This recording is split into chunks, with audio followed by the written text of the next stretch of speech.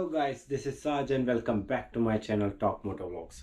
तो चलिए शुरू करते हैं आज का ये वीडियो जो कि है मेरी बाइक की वॉशिंग पे। तो मैं वॉश करने वाला हूँ अपनी बाइक को निंजा 400 2021।